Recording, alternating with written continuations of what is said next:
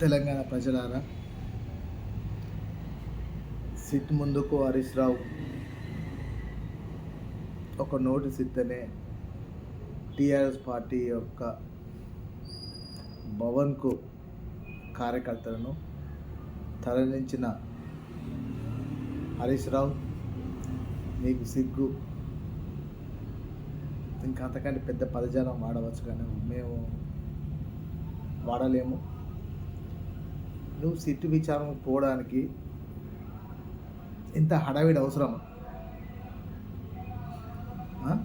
నీ కార్యకర్తలు అంటారు వాడెవ్వడు వీడెవ్వడు, హరీష్ అన్నకు అడ్డేవాడు. నీకు ఓటేసి గెలిపించిన నీ ప్రజల యొక్క మనోభావాలను దెబ్బతీస్తాను. ఓటేసినందుకు పదవి, అహంకారం, బలుపు, డబ్బుతో ఇట్లాంటి ఫోన్ ట్యాపింగ్ చేసి ఓటర్లను అవమానపరిచినావు హరీష్ రావు. అది సిగ్గు తెచ్చుకో. నువ్వు ఏదైనా శుభకార్యాన్ని పోయేటప్పుడు ఇట్లా నీ తెలంగాణ మన భవన్కి పోయి నువ్వు పోయినావా? నువ్వు తిరుపతి పోయేటప్పుడు, లేకపోతే ఇంకెక్కడికైనా పోయేటప్పుడు ఈ ఫోన్ ట్యాప్ చేసేటప్పుడు ఇట్లా తెలంగాణ మొగచ్చిపోయినావా? సిగ్గులేని హరీష్ రావు. ఓటు వేసింది ప్రజల అభివృద్ధి కోసం.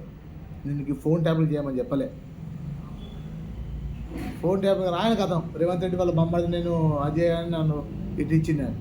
సిగ్గు ఉండాలి పదానికి వాడడానికి. రేవంత్ రెడ్డి ఒక లెజెండ్.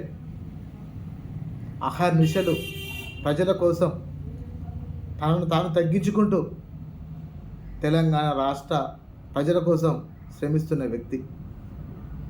ఇంకా గతాన్ని నువ్వు అనే హక్కు నీకుందా? సిగ్గులేని హరీష్ రావు.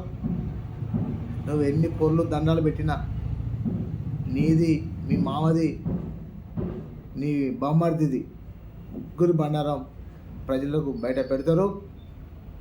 తెలంగాణలో ఉన్న ప్రభుత్వం ఆశమాసి ప్రభుత్వం కాదు. నీతికి, న్యాయానికి, ధర్మానికి పనిచేసే ప్రభుత్వం కాంగ్రెస్ ప్రభుత్వం. నీవు సక్కబేగా అక్కడ ఏందో నీ మీద వచ్చిన ఆరోపణలు దానికి అటెండ్ కాక పిచ్చి కుదరు గుర్తావా? ఖబర్దార్ హరీష్ రావు, ఖబర్దార్.